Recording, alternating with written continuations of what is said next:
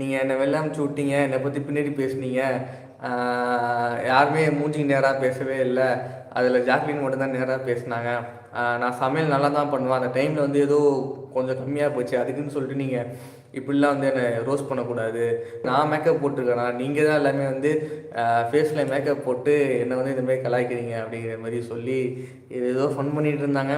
எனக்கு ஏங்க இவங்களை ஏங்க திருப்பி அனுப்பிச்சிங்க, உள்ளே வெளியே அனுப்பிச்சி விட்ருக்குங்க அப்படிங்கிற மாதிரி தான் இருந்துச்சு. சான்ஸை நான் விட மாட்டேன், நான் யாருங்கிறது ப்ரூவ் பண்ணி காட்டுறேன் உங்க எல்லாருக்கும். நான் இதுதான் தர்ஷாங்கிறத நீங்கள் எல்லாம் போர்ட்ரேட் பண்ணுறீங்களே, அதெல்லாம் உடச்சி நான் வேறு மாதிரி காட்டுறேன். நீ ஃபஸ்ட்லேருந்தே அதுதான் சிஸ்டர் பேசிகிட்டு இருக்கீங்க. நான் யாரும் காட்டுறேன்னு வாய் மட்டும்தான் ஒவ்வொரு ஆடுதே தவிர அங்கே செயலில் ஒன்றுமே இல்லை. செஞ்சு காட்டுங்க.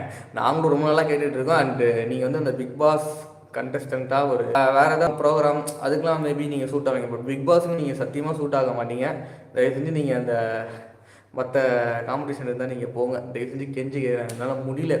உள்ளே வந்துட்டு ஏதோ ரிவெஞ்ச் ஸ்டோரி சொல்கிறேங்கிற பேரில் பிளேடு போட்டு அறுத்து எங்களால் உட்காந்து பார்க்கவும் முடியல. சிரிப்பு தான் வந்தது.